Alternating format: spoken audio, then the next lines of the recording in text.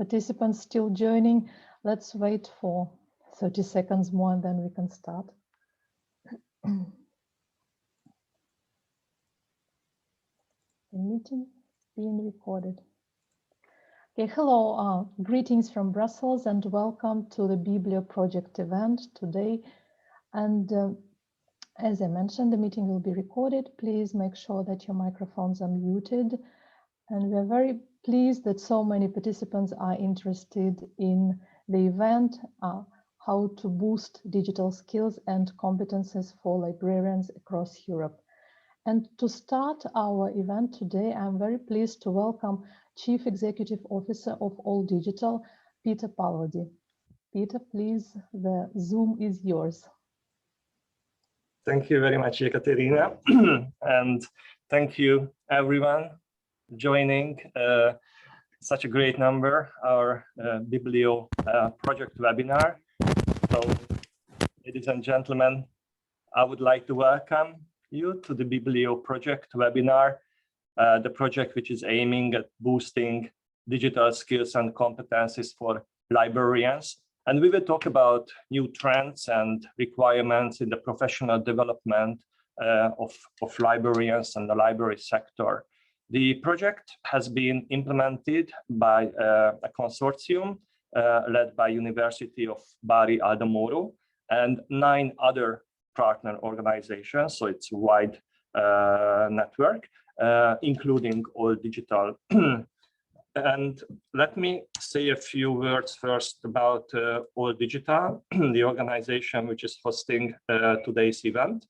We are a pan-European international association based in Brussels, currently representing 70 member organizations who are typically non-formal training provider networks. So all in all, we work with about 20,000 digital competence centers across Europe who are supporting the development of digital skills of 1.5 million Europeans every year by providing training, support and advice.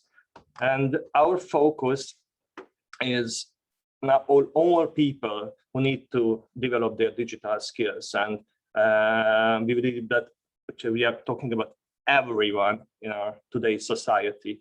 And we believe that everyone should be able to benefit from digital transformation.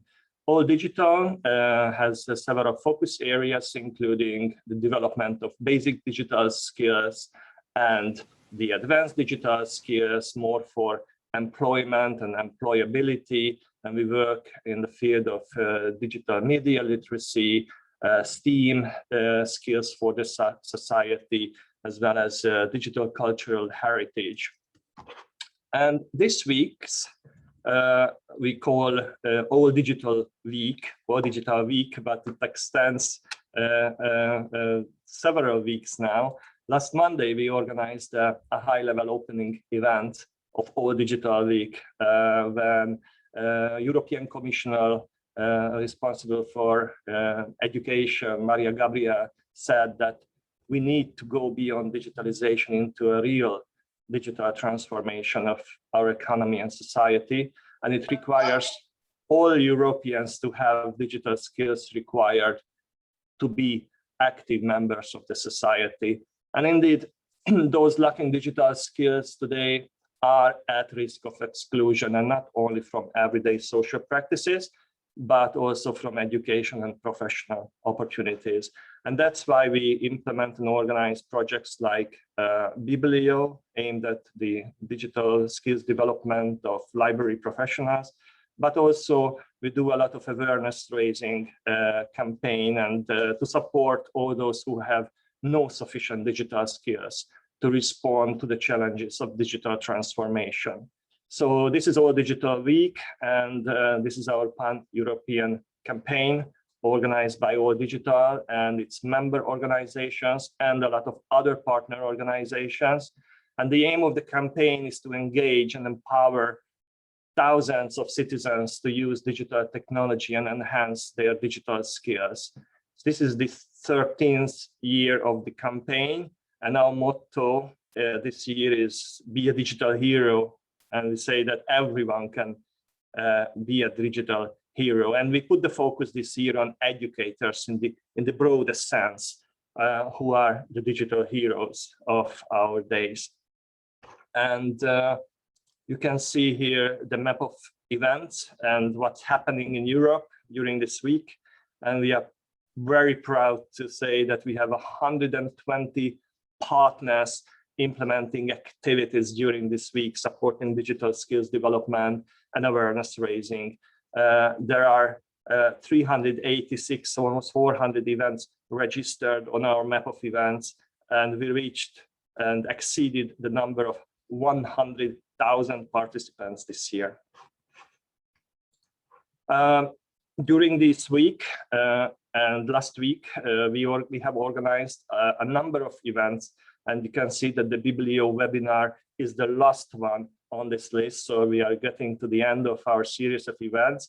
But I would like to highlight that on this web link at alldigitalweek.eu website, you can watch the recordings of all events which we have organized. So if you happen to miss any of them, you are not missing, because the recordings are always available. There was a very interesting one, crowd dreaming, youth creating co-create digital culture, when we announced the Europe Square, a digital cultural heritage monument, with the help of our partners and students from all around Europe.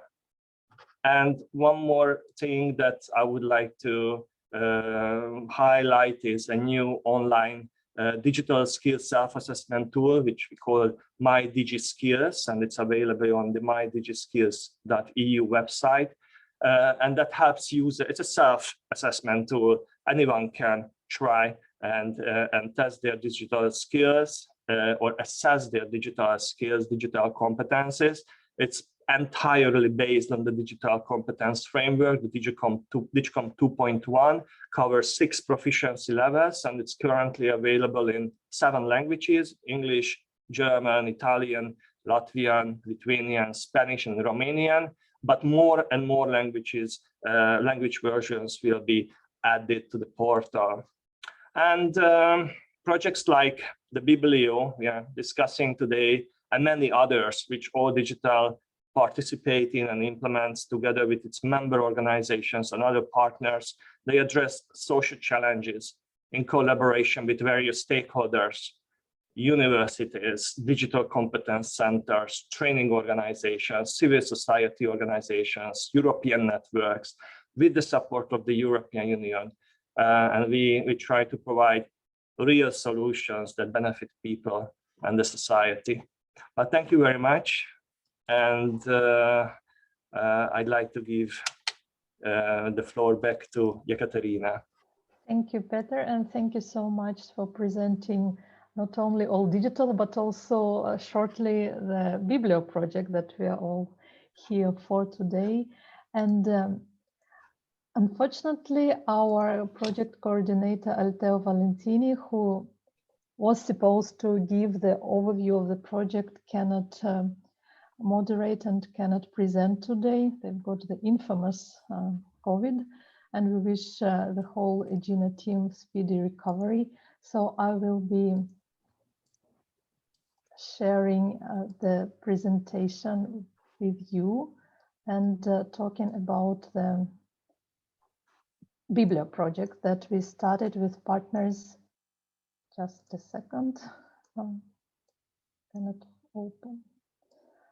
In 2019, and it is a big project, as Peter already mentioned, with a big consortium of 10 partners from different countries. And now I'm sure you'll see it, as I hope. It is an Erasmus Plus K2 project of a cooperation for innovation and exchange of good practices, sector skills alliances. As I said, it started in November 2019, and it is for 3 years. So we still have quite a lot of time to do the things that we've promised and that we are excited with our partners to do. The main objective of the project is to develop skills and competences in the library sector by introducing the concept of digital transformation through the sustainable cooperation between sector representatives and VET providers. I'm sure all of you know what VET is. It's vocational education and training. And there are, of course, specific objectives within the general one, and they are to identify the existing and emerging skills needs for the library sector, mapping them to European qualification framework and national qualification frameworks, also feeding those findings into the European skills panorama. And we've done this part already. We've done the mapping, we've done the analysis, and today our partners from Public Libraries 2030 will present the results. The next is to identify the Europe-wide emerging job profiles in the library sector of the 21st century. We have identified 2 job profiles that we'll present to you as well. To support the development of highly skilled, qualified and mobile workforce in the sector, addressing the mismatch between formal education and the labor market, and also we tell you what has been done to this extent. Another objective is to develop a European VET curriculum, which is composed of a MOOC, massive open online course, and specialization course consisting of blended training and work-based learning. And this is also part of our presentation today. Another specific objective is to support the recognition of the new VET qualification at EU level and promote quality assurance of VET curricula using ECAVET system, and to promote work-based learning and intergenerational learning in VET. Basically, this is what we'll be presenting to you today, what has been done, what is still has to be developed, and what we offer to all of you as our training material and our training curriculum. So the partnership, as mentioned, is big, and it has 10 partners from Italy, Bulgaria, Latvia, and Greece, and it's very multifaceted. We have university, we have VET providers, we have library associations, and as you see, we have 2 partners from each country except for Greece. Greece has 1, and Belgium has 2 European associations, organizations, All Digital and Public Libraries 2030. So we do represent different sectors, making sure that the project is has a holistic approach, of course. We're also working with a number of associated partners, and they were both involved at the proposal level, and they're helping us to promote, disseminate the project results, making sure that the outputs are known and used by all who might be interested. And we are, of course, very thankful to our associate partners for their efforts and for collaboration with them. So this is the project Gantt. Like if you're working on projects, you know that's an important part, and you can see where we are now. We are in almost April 21. So we are working on designing the curriculum and developing MOOC. And soon we'll be starting the pilot delivering of vocational curriculum. But of course, all the details you will learn from our partners. And this was a very brief overview of the project. And to start our event today, I'm very pleased to introduce the scientific coordinator of the Biblio project, Professor Nicola Barbuti from University of Bari, Aldo, Moro. And Professor Barbuti will be talking about interesting new concept that is developing now. And it is called Expanded Endless Libraries. Professor Barbuti, the Zoom is yours, as we say. Yes, thank you. Good morning, everyone. And I start us up with the presentation. I share my screen. Just a moment. But can you see the presentation? Yes. Yes. Fine. The Biblio project starts from a long-standing research that we have still ongoing in University of Bari, Aldo, Moro, and in Department of Humanities. And this research starts from these reports of 28 and of 29 about the use of libraries and the state of the arts of reading in Italy. And this report says that we have really fewer and fewer people that use libraries and read books in our countries, and every year fewer and fewer youngs reads books. So we asked ourselves how we can reduce this distance from of the youngs from the books. And the answer was to experiment a new kind of book. We started with this experimentation that was to design and enforce a prototype of a kind of books that we named expanded endless book, and then we show how and why we call this kind of books endless EXE book. This kind of books is a printed book that integrates text, the text with some interactive expansions. These expansions may be audio, video, augmented reality contents, and these contents are usable by mobile device. So you have the book, the printed book, and you can interact with the books with your mobile device, that is smartphone or tablet, and by your device you scan the book and you have access to this kind of expansions, of digital expansions, digital content related to the book you are reading. The methodology is an innovative process because we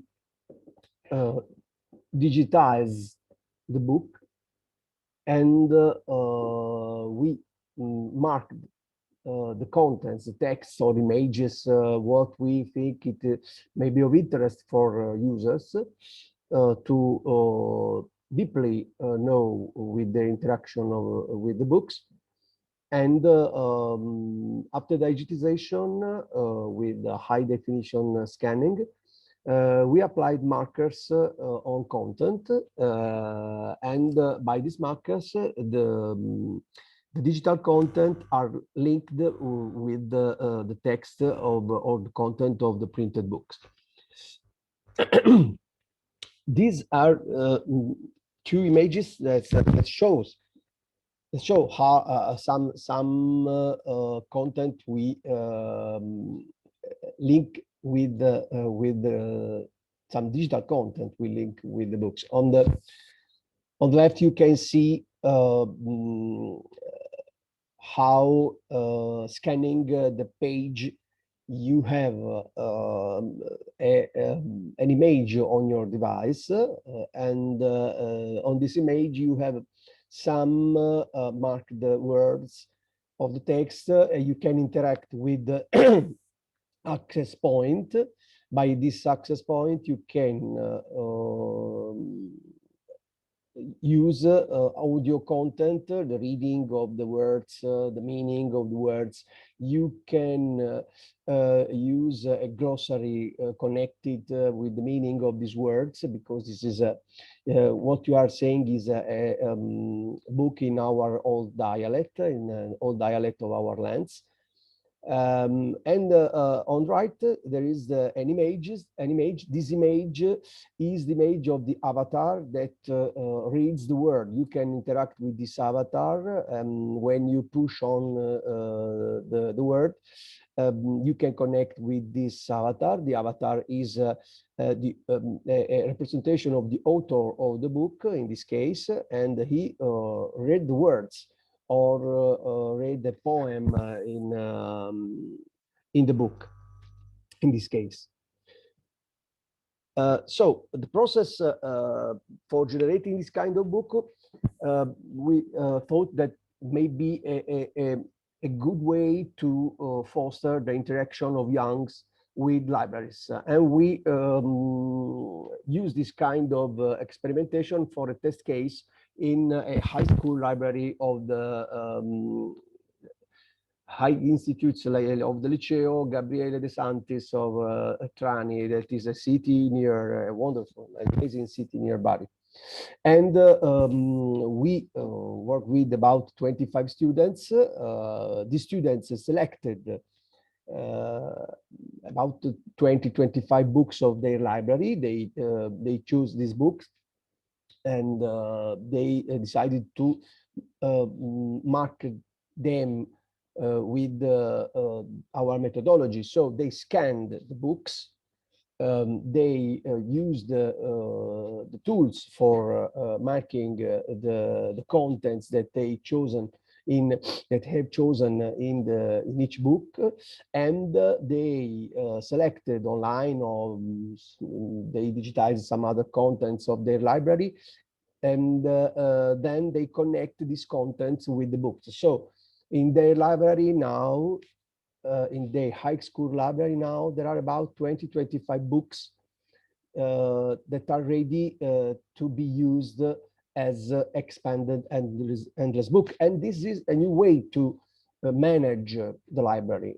Is a new way and an innovative way, and this way needs professionals. Because this is we think that this is a new way for communicating the library. And effectively, the 25 youngs worked as the digital librarian. Works as digital librarian because they worked on a new way for communicating their books with the users of their library. This is a kind of managing of books and of libraries that that presents just by today several challenges. One of the challenges is how we must catalog these books with this expanded digital contents. This is one question that we are now addressing in the ongoing of our research. So we think that this experimentation showed and shows how the future libraries can change. We think that they can change in this concept, 3D libraries, 3DL, digital, dynamic, and diachronic, because we think that this kind of managing of books, let me say, transform the books in hubs for accessing a deep knowledge of contents of each book, for living new experiences of interaction with the contents of the books. And these books are dynamic because you can always add content, digital content to each book, and are diachronic because the content can be added during the time and not just in one release. You may have several releases of digital content for the same book, for one book. So the digital expansion effectively can be endless implemented, and the library becomes a great gate for accessing culture, knowledge, and emotions. And in this direction, we think that the two figures that up to date we identify for the teaching of our Biblio project, that are the digital communicator and the digital facilitator, are two really important professional figures for the new way of libraries, and for addressing the challenges that the digital transformation put on our eyes and on our work every day. And I think that this kind of experimentation give us a lot of suggestions for teaching, for researching, and for work in our project. And that's all. Thank you.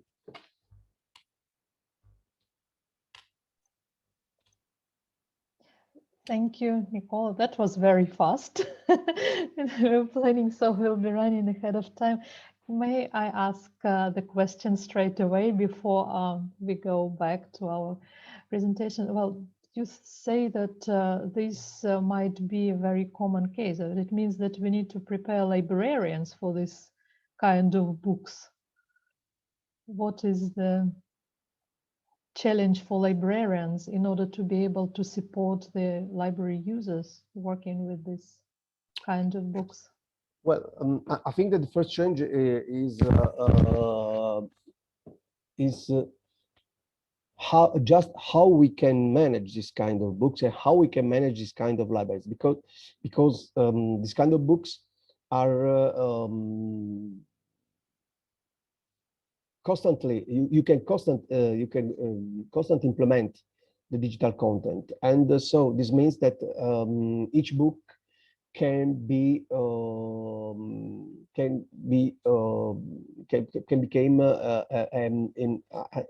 infinity, an endless hub for digital content. And the question is how the digital librarian can manage and can communicate, can choose, can add this digital content for foster the interaction from users and the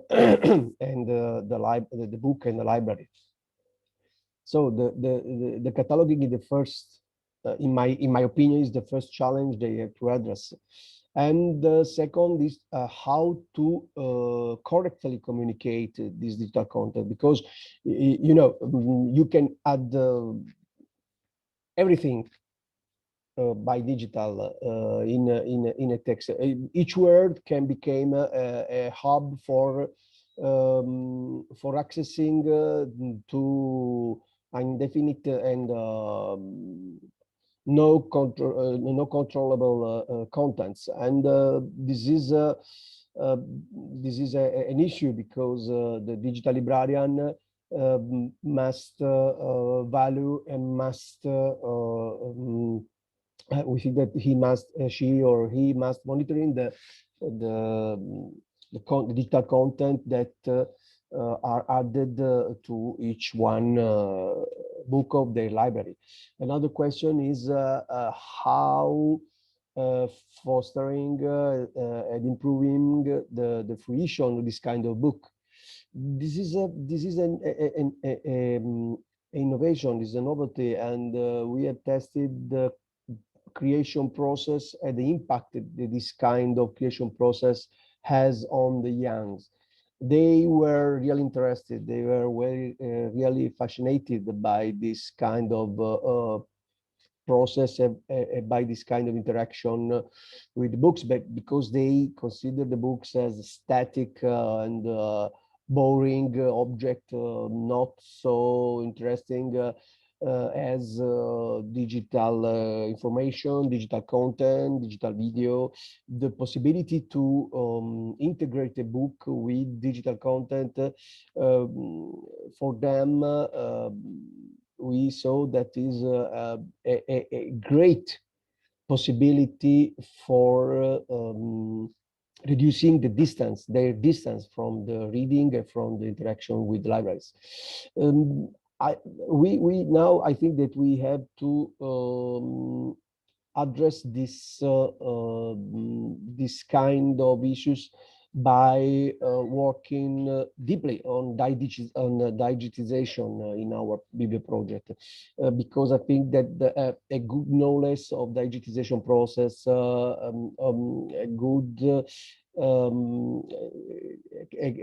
and aware skills, and I underline aware skills on what is digitization and which are the opportunities for improving and enhancing the interaction with the cultural heritage, not only with the books, but with cultural heritage. This is today a great challenge. We know that there is a lot of confusion about digitization. There is a lot of confusion about what is digital cultural heritage. Personally, I think that digital cultural heritage still doesn't exist, but this is my opinion. They have to learn, digital librarians have to learn not only how communicate and how facilitate, they must know, in my opinion, which is the creation process of digitization and digital innovation. Because if you know the process, and if you love this process, and if you love the opportunities, and if you are aware about the opportunities of this process, you can communicate this in the best way you have.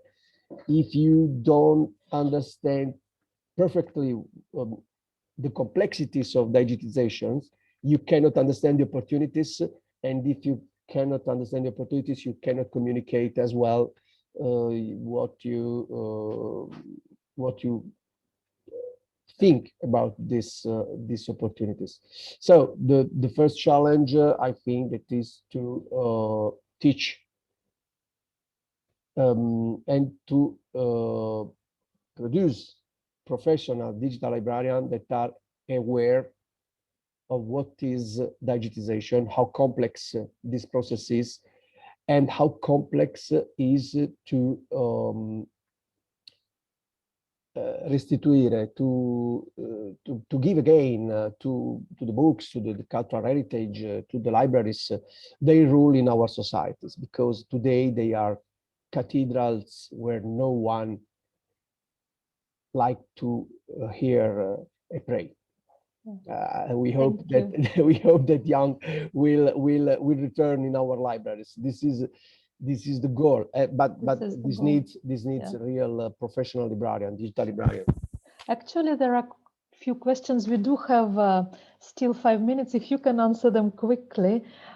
First question is, the books that you mentioned, are they being adopted by editors, by the publishing market already? Have they been mass produced, or it's just the experimentation? No, we start producing a book. This this is the first experimentation of a new printed book that it's an anesthetic of an ancient book that is a poem in our dialect, and we are trying to catch the attention of the youngs about this kind of books, and we are applying the digital contents in this book, and this is a market books, a printed books for the market. But we also try to we experiment how the libraries can interact with kind of methodology and this innovation. So we are working, we are researching in both the ways, commercial and libraries, because we think that into 5 years, these two contexts will merge among them, and we have in the libraries this kind of books. So digital librarian must know what they have in their hands. Thank you. And actually, in relation to these books, there are two questions which are similar. How do you deal with copyright issues and legal rights on these augmented books? Sorry, Ekaterina, can you repeat? How do you deal with legal issues and copyright issues of augmented rules? How do you clear this? Good question. Good question. This is a first level issue, but normally we produce digital content. We suggest to produce directly the digital content you can add to the printed book, and the students use the other books of their library for creating the contents they linked with the book they chosen for experimentation. Otherwise, we pay great attention to select content that are CC BY, we can reuse, we can personalize, we can create, and this is another interesting field to work, because the reuse of digital content is another first level challenge, because if you use creatively digital content, you can really create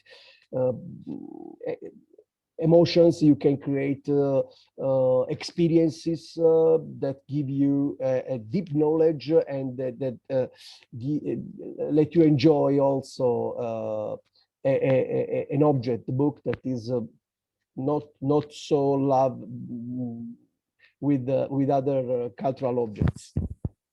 Yes, thank you very much. There are a few more questions, actually. Maybe you can answer them in chat when you start looking at it, or maybe we can still keep them for the end of our event. But please, for all the rest, keep asking your questions. If you don't manage to answer them during our event, we'll respond to you by emails. And since you registered, we do have your emails. So thank you so much, Professor Barbuti. Thank you. Thank you for this interesting introduction to our event and to our project results and outputs.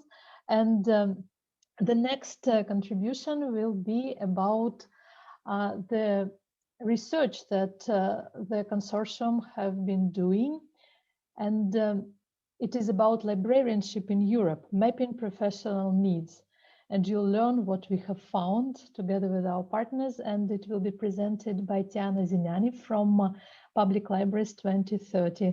Tiana, please, you can start sharing your screen. Hi, so good morning, everyone. See everything very well, thank you.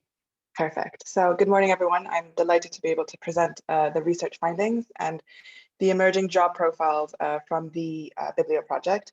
So as Ekaterina mentioned, I work for PL 2030. We're a pan-European organization, and we advocate for public libraries at the European level in terms of helping the EU reach its objectives. So I always like to start with a bit of context in terms of presentations.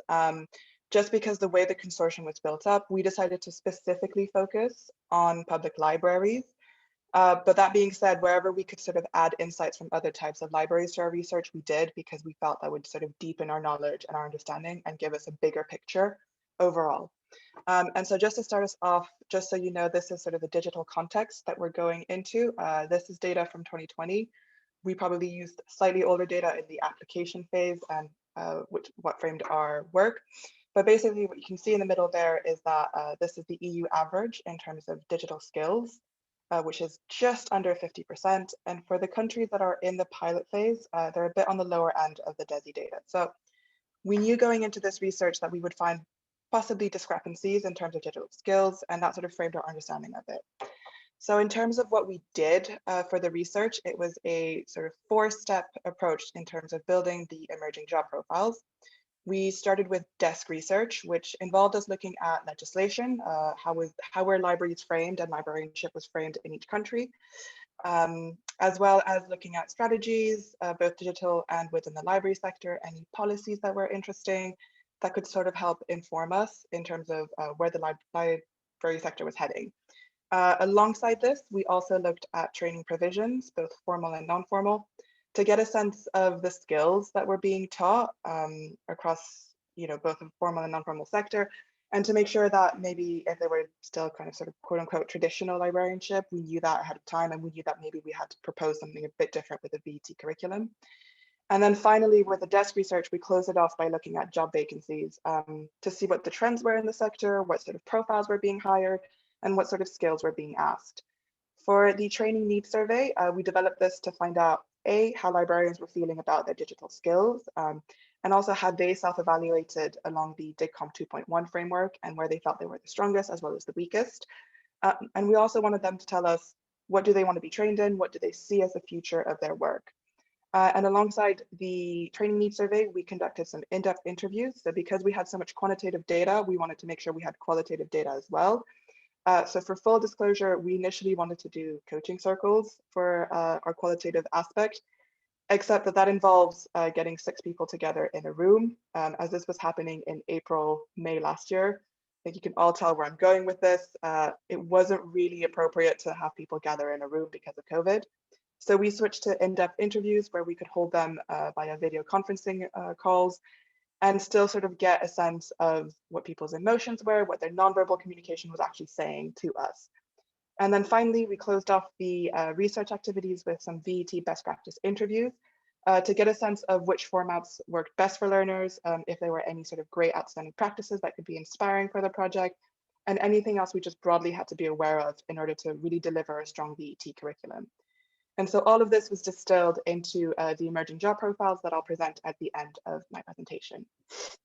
So to start us off for the desk research results, I think it comes to no surprise for many people, but the expectations of basic digital skills for work kind of differed a lot across countries.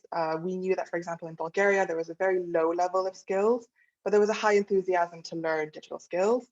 Whereas, for example, in Greece, Latvia, and Italy, there was still a higher expectation of having some sort of basic digital skills for work.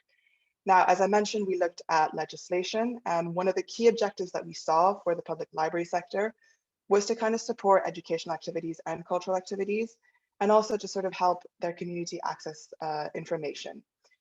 So for that, we kind of inferred that in order to sort of really deliver good educational activities and understand what your community needs in terms of access to information, you have to understand what your user needs are. And that really reflects itself in how you design an activity. When we looked at the sort of training provisions, what really stood out to us during that section was that the fact that the non-formal training opportunities, which were much more for people who are already librarians working in the library sector, were still rather traditional. And by that, I just mean they were very collection focused, and which is not to say that that's bad or not worth doing. We need people who actually can manage collections. But as we've seen, especially during this pandemic, but also we know that we're moving increasingly towards a digital society, and you need to have the skills and the knowledge to manage that. So a bit concerning that we saw that it was still very, very traditional in many regards. And in terms of the job vacancy analysis, it was relatively even in terms of the profiles that were being hired. There wasn't a big discrepancy between the titles, but mainly what we saw it was that it's not a sector that hires a lot, and that was something that we wanted to keep in mind as well. So for the in-depth interviews, the main result we got out of it was that everyone needs to have strong basic digital skills for work if you're a library professional, because you need to be able to answer user queries, and also you need to have a certain level of digital autonomy. Now, this was framed by the fact that pretty much all the experts we interviewed kind of said that you need to have continuous upskilling. And some actually specifically identified the next step for librarianship as digital content creation.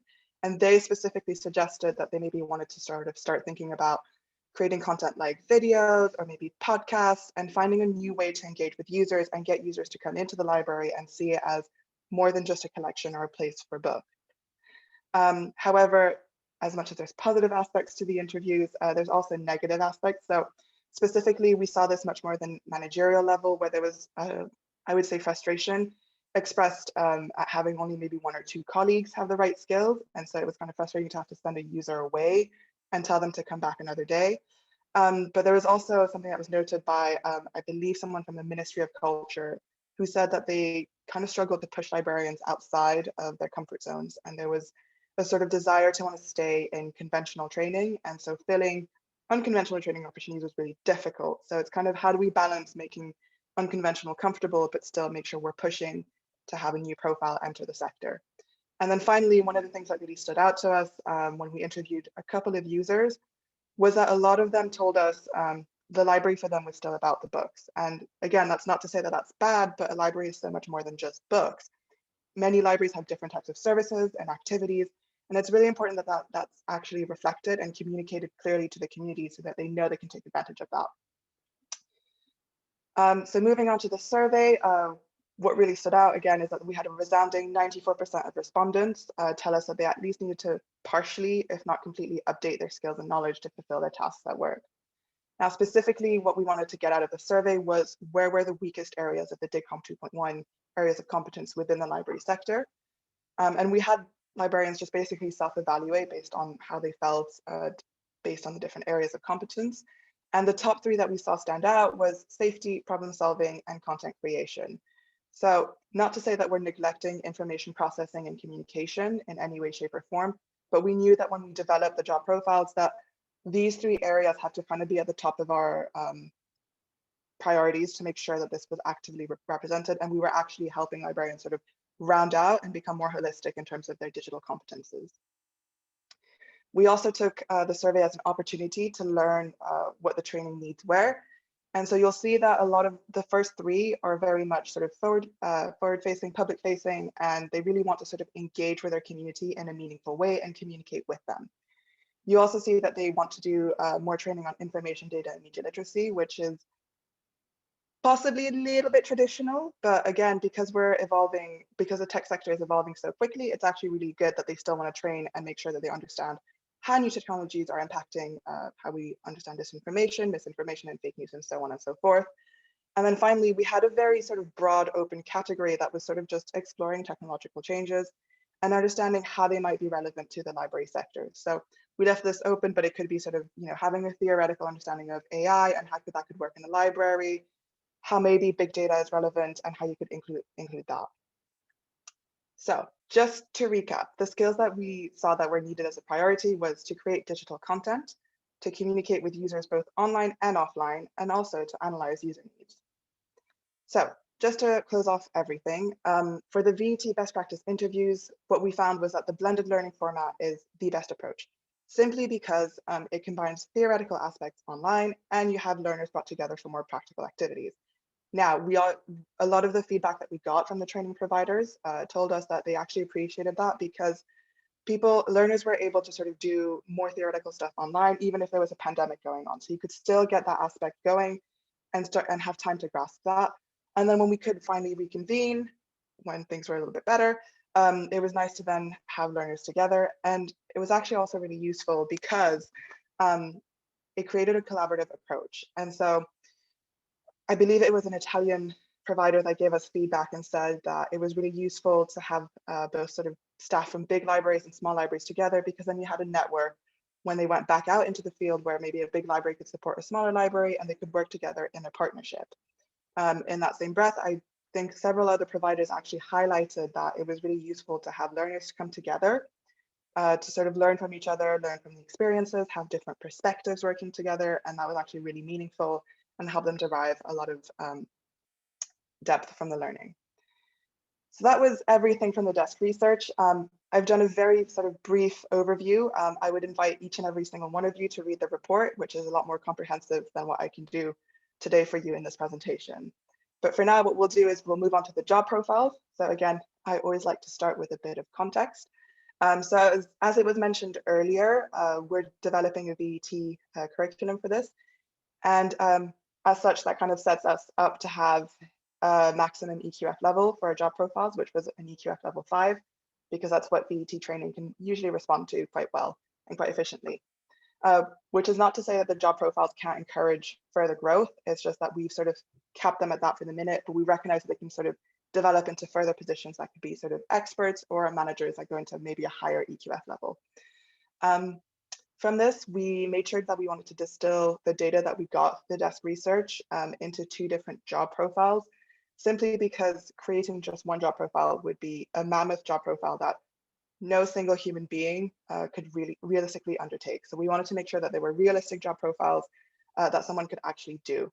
And we do recognize when we say that they are job role profiles that, you know, it doesn't mean that you can already be doing that in your library. You could already be doing that under a different title.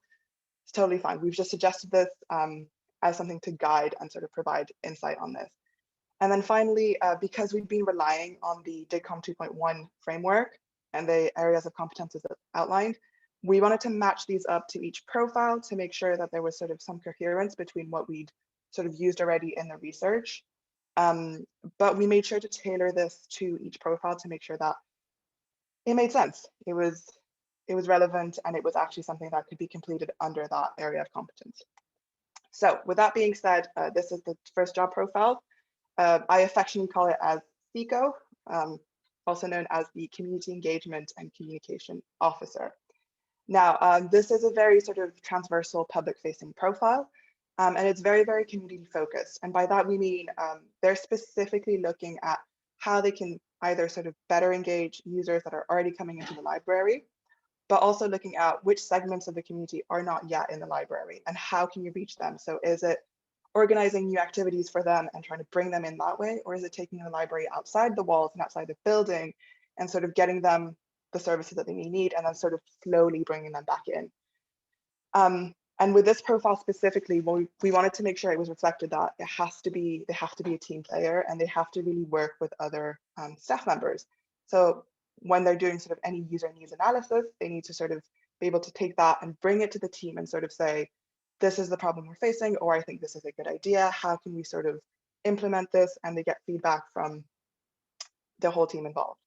So I didn't want to make these slides too heavy visually, but in terms of the digital competences required for this profile specifically, we sort of really felt strongly about them being able to create digital content. So that would be something a little bit lighter, more social media oriented. So for example, posters, social media assets, maybe some light video editing.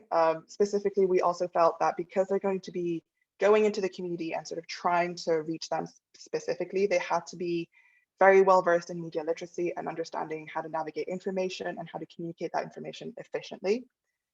They also specifically really needed to be able to collaborate through technology and understand different technologies and how they can use those to their advantage. So is it you're going to use Zoom to reach certain people, to reach Discord, use Google Meets, whatever it is, you have to understand who is the audience, how you're going to reach them, especially in a time right now when we're all socially distanced, and how you can do that. For this, and then for this profile, the final things we sort of highlighted were around digital identity and data protection. Now, because this is more of a communication profile, we sort of felt that was more aligned with social media and sort of making sure that you understood data protection, so data privacy, and as well your colleagues or your users' privacy and how to protect your accounts and make sure that you know how to respond to that. And also just managing in general the digital identity of the library. So that would be that for this profile. And then for the digital transformation facilitator, or as we like to call it here, DIGY, this is more of a technical profile. And so what was partially highlighted in our research was that there was a need to at least still have one sort of troubleshooter profile, someone who could go a little bit above and beyond the average sort of level of knowledge to at least help colleagues who might be at a more basic level. So with that, we wanted to develop this profile specifically, but keep it within EQF level 5. So we chose the facilitator role. And this profile specifically looks at supporting both the library and colleagues into transitioning into the digital era. So by that, we mean, for example, if there's any digitizing processes that are happening in this library, they know how to manage that, they know how to avoid, they know copyright laws, they know at least some markup languages, and they understand that, and they know also how to navigate databases they create and sort of how to help users and colleagues navigate these and use these meaningfully. However, because we're also positioning them in a way where there's supposed to be support to other colleagues, they also have to really be good at communicating and using digital technologies to work with each other. So that was one of the other digital competencies we felt was really strong. Now, it kind of goes without saying that this profile is going to be a little bit more digitally proficient, especially when it comes to sort of safety, which is one of the DIGCOM 2.1 areas of competence, just because they're really going to be managing a lot more of the cybersecurity aspects and making sure there's minimal data loss, or there's at least good protocols in place and they're being respected by colleagues in terms of device security and so on and so forth.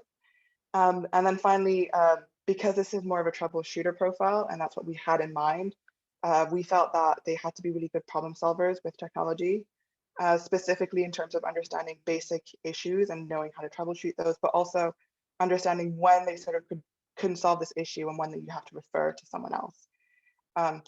So that will be all from my presentation today. Again, I would invite all of you to read the report to get more of a comprehensive insight into the project.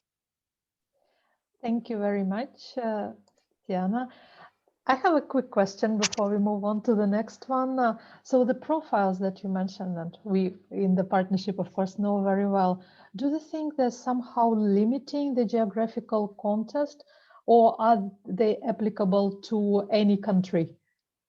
So, I mean, obviously, we really had more insight from the national context that we researched, but we did try our best to make these as applicable to the EU in general, and making sure that they could translate also to other types of libraries within reason. So you might have to tweak a little bit in terms of getting it to fit within maybe an academic library or a scientific one, but we wouldn't see a reason why they couldn't be applied beyond sort of the geographic scope of this project. Thank you. And do you think, well, we hope that these job profiles will reflect the evolving trends in the sector, right? Yeah, and as I mentioned, we kind of kept them at EQF level 5, but we do recognize that these could go into further sort of managerial positions. So maybe you could have a communication and community engagement manager, and as well as a digital transformation expert that could sort of really be there to help libraries transition more into the digital era. But these definitely are kind of designed with the idea of an evolving sector in mind and making sure that we sort of respond to that. Thank you so much. And I wrote in the chat panel already that I put the link to the profiles and to the report that Tiana has talked about. You can check the full report, or you can check the executive summaries, also not only in English, but executive summaries are available in our project languages. So please go to the website, check those out, see what is there with full details. Thank you so much. Thank you so much for that. And Thank you. well, let's move to our next presentation, and we'll be talking about the opportunities for professional qualifications of librarians. And here we'll speak a little bit about the issues and problems that everybody has had during the pandemic, but we want to go beyond the pandemic, how some of the lessons learned could be used for future improvement of this professional qualification. And I'm very pleased to introduce Associate Professor Dr. Kalina Ivanova from ULSIT, our Bulgarian partners. Please, the floor is yours. Thank you, Ekaterina. And now I try to share my presentation. Yes. Do you see it? Yes, we see it. Yes, Yes. we see. Please start. Good morning for everyone from me. And our presentation has the focus on the future on lessons learned and good practices, in which of them is worth using even beyond the pandemic. And I think that everyone will be agree with the nice words of Professor Todor Borov. He said these words before 70 years. And Professor Todor Borov is the creator of the model of Bulgarian higher education in the field of library and information sciences. And Professor Borov initiated the establishment of the Bulgarian Bibliographic Institute and was its director during the 23 years.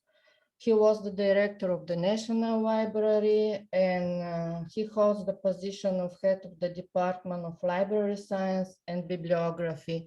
Today, we doesn't need from mechanical descriptor and book arranger. We have a need from professionalists in the modern library now. Today, librarians are not only guardians of knowledge. With the advent of the digital age, they become navigators in the comprehensive ocean of information. In order to meet the ongoing and dynamic changes, they should periodically improve their professional qualification and their digital skills. Librarians must constantly acquire new competences in order to able to adapt to the changes they are required by the modern information society. Library staff needs training to meet the challenges facing the modern library and its staff. What happened during the pandemic? We can see that increased interest in different types of training in an online environment. More people trust and take advantage of distance learning. Awareness of the importance of digital skills and digital services during a global pandemic. And the connection between teachers and students is realized through the web-based program ILIAS. In Bulgaria, almost all higher education institutions, as well as a number of secondary schools, already use one or another e-learning platform. ULSIT implements and uses the platform known as ILIAS, Integrated Learning Information Arbeit System.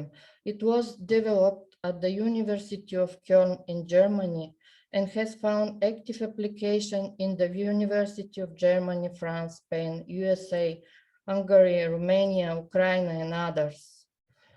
And the platform allows training module to be categorized as mandatory and elective.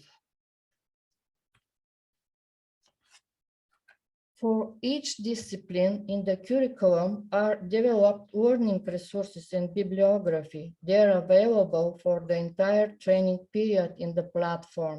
Each discipline has an assignment the student must complete. The platform shows the task itself, instruction for its implementation, and deadline.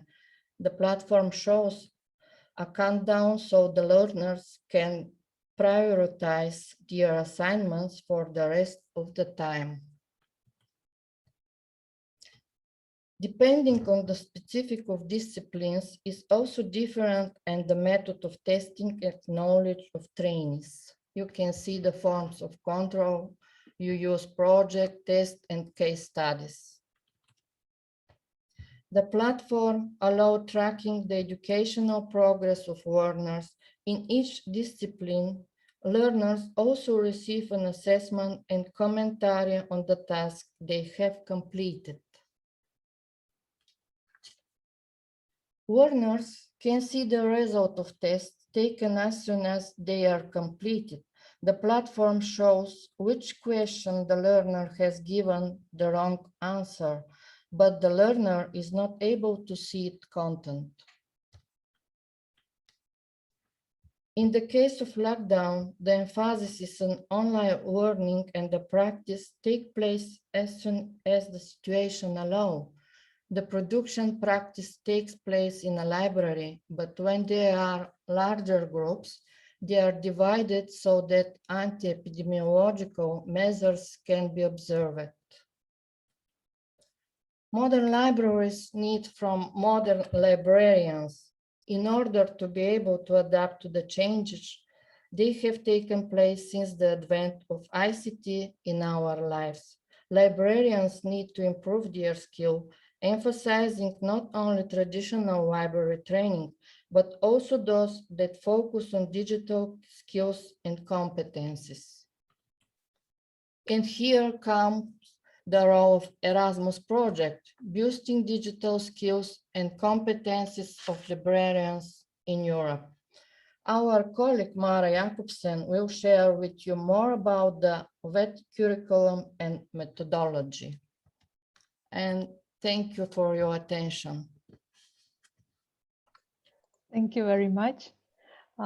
So my question would be like, yes, we've all witnessed distance learning, and there are a lot of pros, a lot of benefits of it. Do you think that after the pandemic, it will be the preferred way of learning for many courses? Yes. I think that distance learning is most convenient for those who work and are limited in the possibility of the prolonged access from work, as well as for people with special education needs or either disadvantaged people. It implies minimal time for contact between trainees and trainer. Attendance consultations are held only on Saturday in Bulgaria, maybe in ULSIT, and Sunday, distributed during the weeks of the semester. The share of the present consultation is up to 30% of the corresponding for the regular form of education. Yes, the alternative to the digital ages is in the innovative ways of provision, consumption of education, upgrading, supplementing, or even retraining. Digital education is the answer for this now. Yeah, digital education is and done, distance education. and distance learning It's as so well. easy to take the diploma and knowledge. Let's see. And yes, thank you very much. And with that, we can continue our presentations on how Biblio project addresses this issue, this concern, and what our offer will be, how we offer to do the training and professional development of librarians. Thank you very much, Kalina. And passing the floor to Mara Jakobsone from Data Media Group in Latvia, who will tell us about our curriculum and the methodology that the partnership has developed. Mara, please, the floor is yours. Yes, just a moment. I'm trying to. We already see your presentation, just need to go into the presentation mode. Yes, perfect. Yeah. Okay, thank you. So thank you for possibility to present our work, and I would like to continue where our colleague from public libraries ended, that we have 2 job profiles identified, and for them we will develop the full training curriculum, which includes methodology, which includes training toolkit, and also the materials. And this is wet curriculum, professional education training, and it's targeted to the 2 profiles.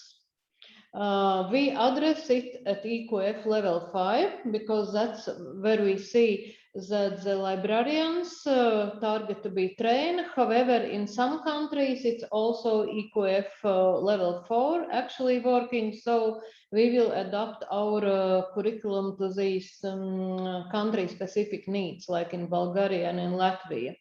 How did we work to create the curriculum? We worked based on the research done in the previous work package by public libraries, by analysis of research results, and also, of course, analyzing the European competence frameworks, particularly the DIGCOM framework, the e-competence framework, as well as the entrepreneurship framework. And the curriculum will be available in English, of course, but also in the partners' languages. And actually by spring, which would be, I would suggest May, it will be also published on the Biblio website, which Ekaterina already presented. So here you see the 2 profiles, the community engagement, communication officer, and the digital transformation facilitator. If we talk in very simple words, the digital transformation facilitator is a little bit more technical profile than the first one. And during the projects, we will develop 20 modules for digital competencies for both profiles and 18 modules for entrepreneurship competencies and transversal competencies. And of course, for all these curricula modules, we also develop digital content, which will be project developed materials, as well as wide source of open education resources.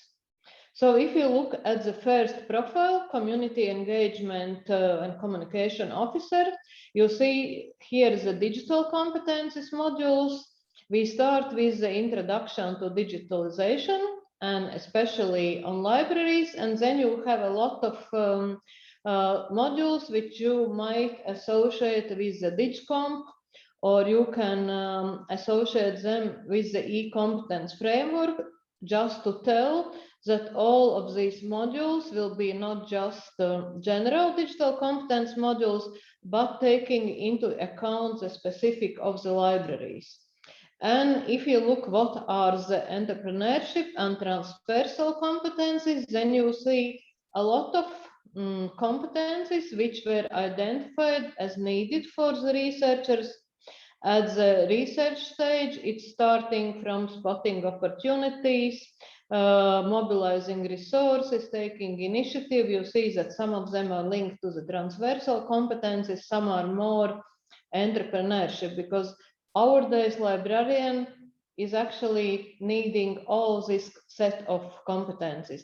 And if you look at the other profiles, the digital transformation officer, some of the modules are called similarly, but they will be in-depth technical, because this is a more technical profile, and it's a little bit less entrepreneurship and transversal competencies for that profile, but also the most needed. How do we deliver the curriculum? First of all, we will have 80 hours of a massive open online course, and my colleague Eleni will tell more about this, which we will have as a first step for all involved in the project. And then we go into a specialization course for the two profiles, which is blended learning. And here we've foreseen classroom training for the most important topics, but due to the COVID, the classroom training can be also remote classroom training. We have online classes and self-study. We have project-based learning, where the librarians will already develop scenarios and projects.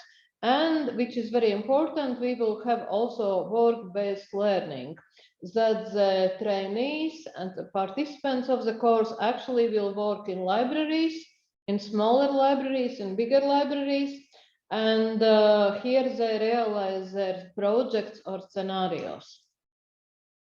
And to help to realize this quite complex curriculum, we will develop training toolkit, where we will have all the resources collected during the project, and ways how do we implement the training in different settings for different audiences. Are they young students graduating university as a librarians and having their first work-based learning or internships, or are these librarians who work already 30 years in their libraries and they need update? So that will be implemented here, and that's basically a short overview of the curriculum. We are finalizing it now and going into the process of developing training resources. So we'll be happy to share you on website, and if you have more questions. Thank you. Thank you very much, Mara. I think the main question will be from the partners from the participants who are from all over Europe. Is it possible to participate in the training from people outside the partnership, or will it be open only to partners, especially in the first part? Okay, so the MOOC, which is, let's say, mandatory for all participants to start, it will be in English, it will be open, and I think that from any country you can register and participate there, but Eleni in the next presentation can confirm it. If we talk about the blended course, it will be delivered in the national languages during the project, so it's Italian, Latvian, Greek, and Bulgarian. Well, it will be also online learning part, but it will be in the national languages, yeah?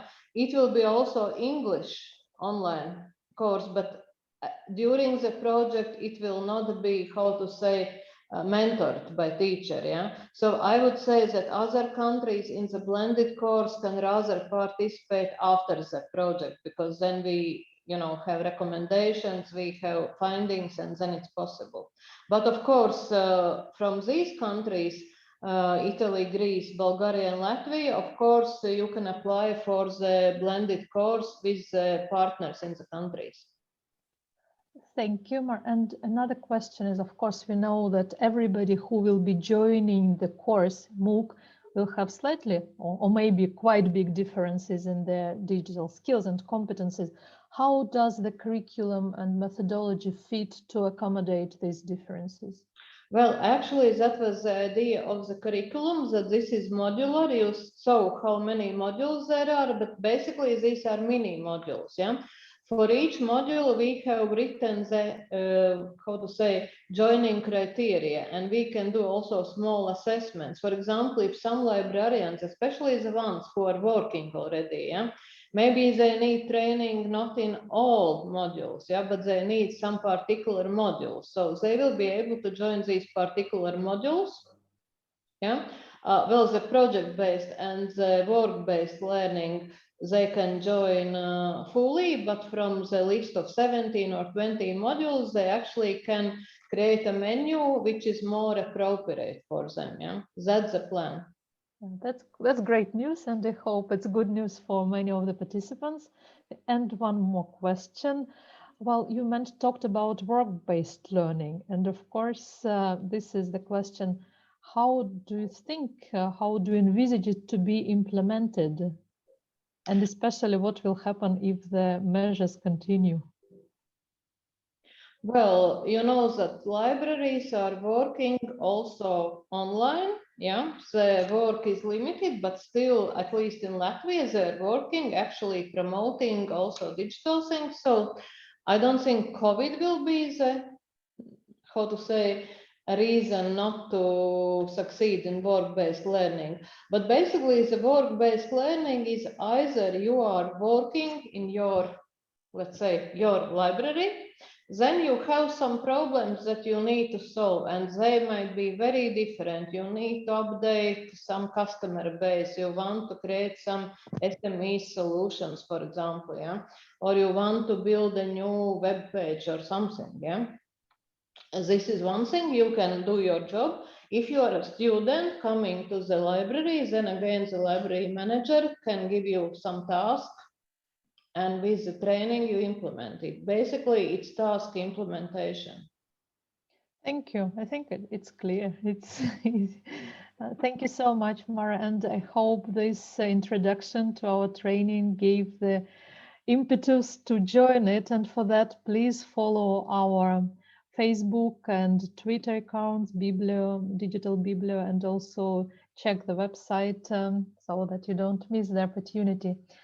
And with that, we'll go to our presentation about the MOOC, Massive Open Online course that will be presented by Eleni and Georgakakou, the representative from our partner in Greece, Hellenic Open University DAISSy Research Group.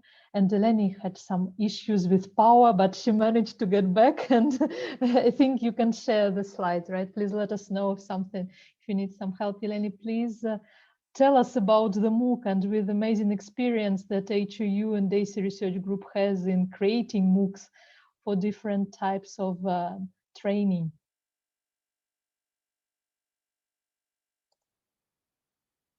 Please unmute yourself. Thank you, Ekaterina. Yeah, we can Thank see you. the slide. Please start. Okay, that's great. Thank you very much, Ekaterina. Dear all, first of all, let me just say that we had a power off in my area, and unfortunately had to connect from my cell phone to the computer. So apologies if there is any technical issue in between. I would like to say that from the beginning. Now starting my presentation. Dear all, before I start actually with the main part of my presentation, I would like, of course, to thank first of all the organizer, All Digital, for hosting this international event in the framework of the All Digital Week, and of course all of you, the participants who took the time to be here with us today. It's a really great honor to see so many people to be part of this event. I hope that you can hear me well and there is no problem with the connection, because yes, my we all image hear you very sometimes. well. We hear you well, and we Perfect. can Thank you very much, Ekaterina. So moving on to my presentation, the main part of my presentation, which is entitled the Biblio Massive Open Online Course, abbreviation in abbreviation MOOC for library professionals. I will start with the overview of my today's presentation. So today I'm going to present you a short introduction about the project learning path, taking the floor from Mara's previous great presentation. And then I will focus on the aims and the objectives of the Biblio MOOC. I will refer a bit to the technical specifications that we took into consideration for designing and developing the MOOC. And then I will focus more to the target group, to the people, to the participants that we would, that this MOOC is addressed to, and that we would be really happy and honored to have them as participants to the MOOC itself. I will also share some key information like dates, etc., for the potential participants. And then I will wrap up by sharing some thoughts about what will the learners achieve by participating in the MOOC, and also some basic conclusions. So starting with the first part of my presentation about with a bit of sort of introduction about the project learning path. The Biblio Massive Open Online course is part of the work package 4 of the project Biblio, which is called Design and Delivery of the MOOC. And DAISSy Research Group of the Hellenic Open University is the leader partner in this specific work package, of course, always in cooperation with the coordinator and all the partners of the project. It follows, if we see the timeline, the design of the VET curricula and training tool and the digital content of the work package 3 that Mara greatly presented just before me. And of course, like taking a look at the whole timeline, the logic of this project learning path is that with a bottom-up approach, we started with what Tiana presented about the needs analysis, and we moved forward to the VET curriculum, which is currently being developed by the partners, as Mara mentioned. And the next step to this process of our project is exactly the MOOC course. So those who successfully complete this first training step, which is the MOOC, will be also eligible to participate to the second, to the blended training that Mara also referred to before, and also the third, so the work-based learning stages, which will be realized in the work package 5 of our project. Give me a second, because I have a bit of a problem with my. Okay. Moving forward to see a bit about the aims and objectives of the Biblio MOOC, and specifically what we have taken into consideration about its design and development. Our main goal has been to produce and maintain a user-friendly and learning-oriented environment for delivering the MOOC, and also to create a platform which will be self-sustained. Second goal was to deliver a modern MOOC to support the professional development of library professional on the particular competencies, what the competencies already Mara referred about before, ensuring its capability, the platform's capability to attract and serve effectively and efficiently the library professionals. The third main objective was to ensure that all relevant stakeholders, so the tutors, the learners, are going to be fully engaged and informed in order to maximize the impact of their participation also in the next phases of the project.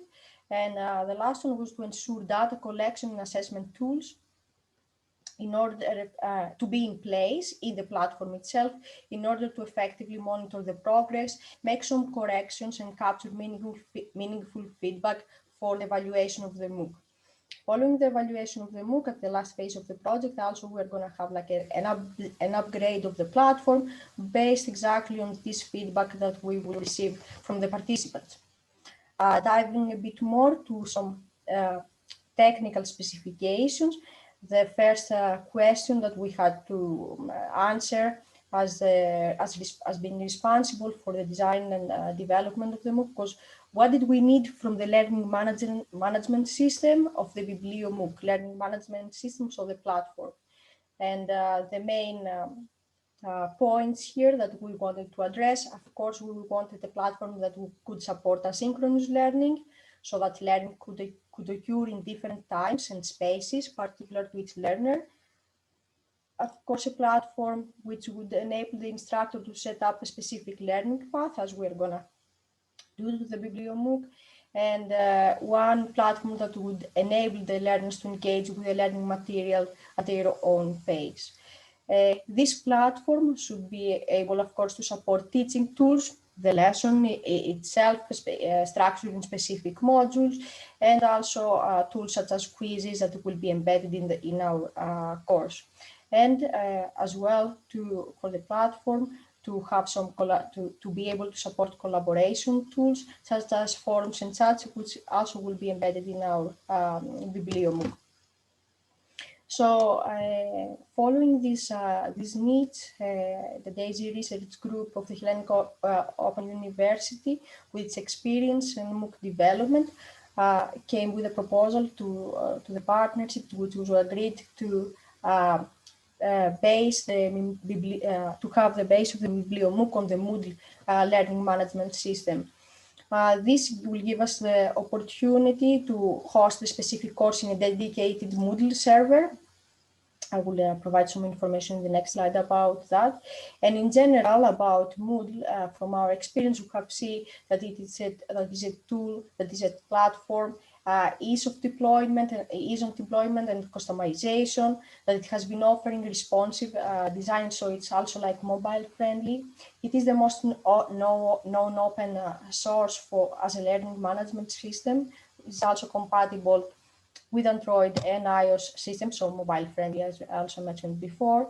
And it has been serving for quite a few years now, but mostly in the last years we have seen, with the increase of the online learning, a large community of learners. About the dedicated Moodle server that I referred to about before, this can already be found. You can check it already to the address mooc.cti.gr. It's the dedicated Moodle server of the DAISSy research group. There you can already find some other courses that have been developed by DAISSy in cooperation, of course, with the different partners of the different European projects. So you can browse there and you can have a first look about also how the Biblio MOOC is gonna kind of look like. Or of course, if you are interested to see the rest courses. Leaving a bit the technical specifications and going more to the Biblio MOOC target group. Again, Mara, I think, mentioned it about before when she had the relevant question. The MOOC will be made available to all interested library professionals around the world. The Biblio Consortium will give a priority to enroll at least 500 professionals from the Biblio European partner countries. So Italy, Belgium, Bulgaria, Latvia, and Greece, sorry for that. And any working experience in the sector will be helpful, but it's not compulsory. So it's not compulsory for the participants to have specific working experience before attending this course. The key information about the delivery now of the Biblio Massive Open Online course is that it is scheduled to start in September 2021. Again, Mara already referred that the duration of it is going to be 8 weeks. The learners need to dedicate approximately 10 hours of self-study per week in order to complete it. So we have scheduled about 80 hours in total for the Biblio completion that they are going to be needed from the participant. The course is offered in English and not in other languages, not the other project's language, only in English. And it consists of the training modules. Already, again, Mara referred on the competence and the modules that they are going to be inside the curriculum. So then they will be uploaded to the Biblio MOOC, and they are going to be structured in a way where in the beginning, the participants will be able to see some introductory video for each module. Then they will be able to see the learning materials, so open educational resource, OERs, and other material developed by the partners. And then at the end, there is going to be an online quiz for self-assessment, for the self-assessment of the participants. Like mentioned, the digital training material will be available, of course, online in this platform, and the learners will be able, in a sense, to join a community of peers by participating also in open discussions and active interaction through a forum. So the platform will have a forum for anyone joining the MOOC course that will be able, of course, to share their opinions and discuss on relevant issues. So What will the learners achieve? What will the participants of the Biblio MOOC achieve? The learners will be able to know more and build up their digital as well as their entrepreneurial and transversal competencies that are considered to be fundamental for library professionals in the digital era. Again, here, as mentioned in the beginning of my presentation, starting with the research part that Tiana presented by all the partners, we saw exactly which is this these needs that needed to be addressed.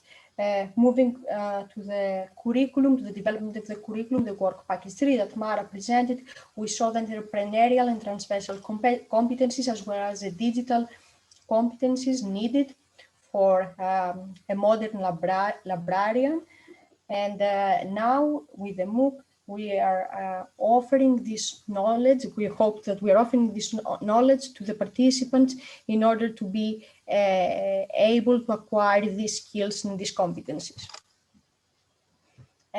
Here I will only just refer to a few of the learning outcomes in the sense of in a few of the skills that they will be developed in the MOOC course. So the learners who complete the MOOC will develop their skills on themes such as online and offline communication and interaction with library users, creating of digital content, exploring technological changes, upskilling in information, data, and media literacy, and community assessment and facilitation. These are only, of course, a few of the themes that I am addressing right now. Again, here's some, I think, important information for the prospective participants, for the potential participants. The course, of course, is being delivered free of charge in the context of the Biblio project by our consortium. And upon completion of the online course and succeeding in at least the 70% of lessons attended and of graded activities on the online quizzes. So one participant has to study at least 70% of the lessons and has to be successful in at least the 70% of the online quizzes at the end of each module. If that will take place, the learners will learn also like a certificate of completion that we will provide as a consortium to the successful participants. Wrapping up and going a bit to the conclusions of this presentation today, the MOOC is part of the modular training program for the development of the competencies, including the emerged job profiles in the library world. So in CECO and DIGY that we have identified in the framework of this project, and it has been presented before. And following the end of the MOOC, it's going to be the Biblio blended training course that it will include also, again, some online courses, but also face-to-face activities, hopefully. And also, of course, the work-based learning activities that, again, hopefully we will manage for them to take place for the participants. For the last part, of course, I want to thank you, like I said, for taking the time, or for all the participants for taking the time of being here with us today. And I would like to encourage you all to visit the social media of the Biblio project in order to see more information in general about the project and to stay updated about all the different deliverables, including, of course, the MOOC, the massive open online course of the Biblio project. Thank you very much, everyone. I hope you were able to hear me well and you have any technical issue. And Ekaterina, the Zoom is yours. Thank you, Eleni. I think we heard, at least we here heard you very well. Everything was fine. Thank you. And thank you for presenting the MOOC. And I think you answered all the possible questions when it starts. What is the level of involvement needed from participants? What they will receive, the certificate, how they understand that the course is completed. So I think Great. And now we have all our speakers here on the screen. So also waiting for Nicola to join, to be spotlighted. And if you still have questions and we missed by chance of your questions, please don't hesitate to copy paste, write it again so that I can see it. There was one question at the very beginning, and there was like, what is the difference between a librarian and a digital librarian? And I think that would be the question to Nicola, probably, to ask if you can answer it. Yes, I think that the presentation of Tiana and of Eleni explained well what we mean as the first professional profile that may be the future digital librarian. But librarians today, I think this is my opinion. I think that they still have a great knowledge about the way to communicate the libraries above all in a traditional way, and traditional that is to support the users to interact with printed books or with internet researches of books to the document delivery and to references that's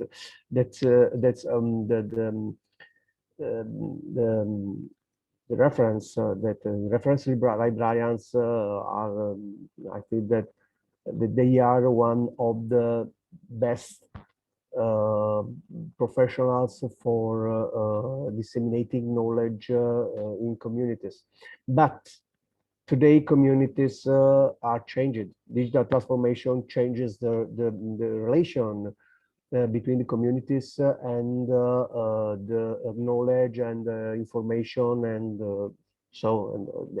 with the libraries, with the archives, with the culture and cultural heritage. I think that digital librarian should be a professional librarian who, as I said before, who should possess a deep and aware knowledge, digital knowledge. What I mean that he should know the processes for digitization and digital creation, but also the way you can correctly disseminate the digital culture, the way you can manage digital collection, not only for preservation, not only for publishing online, but exploring the way to create interaction. We are monitoring the interaction between people and digital libraries online.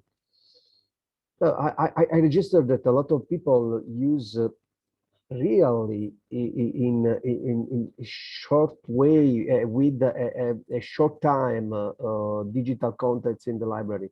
They consult exclusively the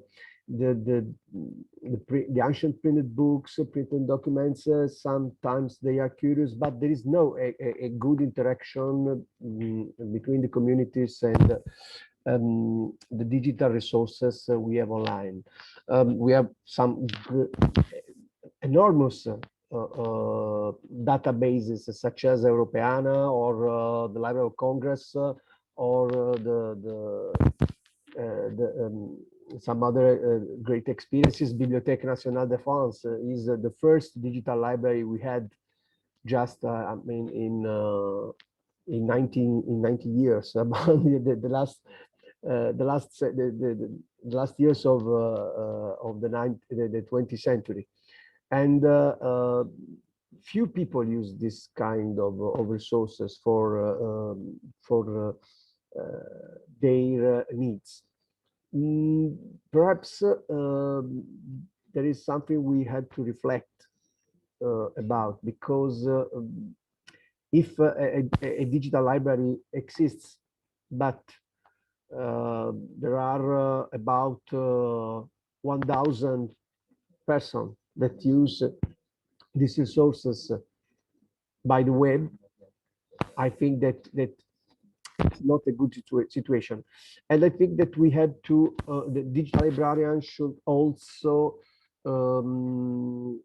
consider the possibility to istruire, to teach to the communities to interact with new dimension, with the innovation of digital transformation. That is not only what we have in the web, not only too much people use only the first information they find on the web. I think the digital librarian has the first-rate challenge to educate. I use this term, to educate the people to correctly interact with digital resources, to explore digital resources, to know how they can consider a valid digital resource, how they can distinguish the fake digital resources, and how they can interact, I hope, with the new kind of resources we are working on. And in the future, I think that we will have more and more needs to interact with digital, starting by an awareness of what digital is and what we have to use. This is the role of digital librarian. Digital librarians should also not only support, but in perspective, they should also address the needs of the people for correctly interact with the digital transformation. This is my opinion. Thank you, Nicola. And I think a lot of these issues will be discussed and touched upon during our courses, of course. And actually, a very important question that we would like to ask Eleni, and if how will people know that we are running a course? How can they be notified that the MOOC is starting and it's time? Because you said September, we don't have the date yet. Eleni.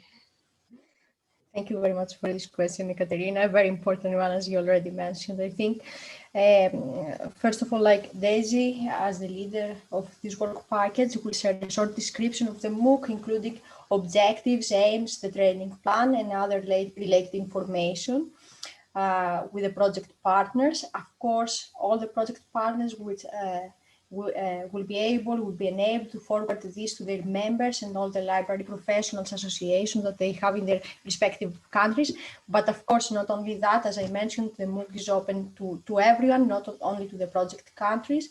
So this information will have the character of an open call, and this open call will be widely disseminated to all project partner social media. So again, I will just repeat what I said to the end of my presentation, that for anyone interested, in order to be enabled to enroll, please take a look to our social media, to the Biblio website and to the Biblio social media on Facebook, Twitter, etc. You will find, of course, the announcement there.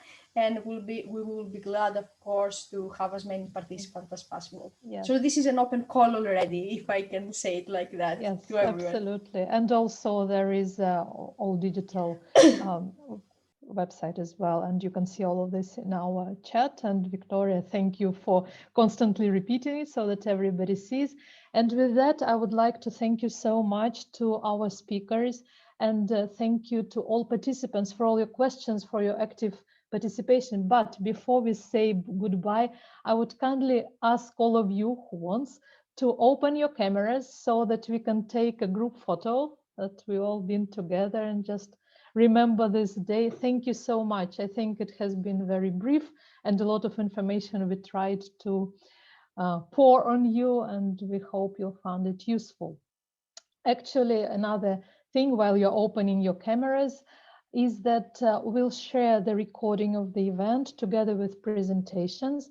It will be published on All Digital website and on Project Biblio website, and also we'll send all the participants a follow-up email with the links so that nothing will be lost. We do it all the time. So if we have gallery view, and we can say hello, Digital Biblio, we can make a few screenshots. That would be great. Thank you for staying for so long. Well, it doesn't happen very often. Thank you for all your comments, and we see that there is a thanks, and it's wonderful to see people from all over Europe and beyond, and great to see now some of our partners who didn't get a chance to talk, but maybe next time we'll definitely see you. Thank you so much. And with that, we say bye, and we hope to see you at other events.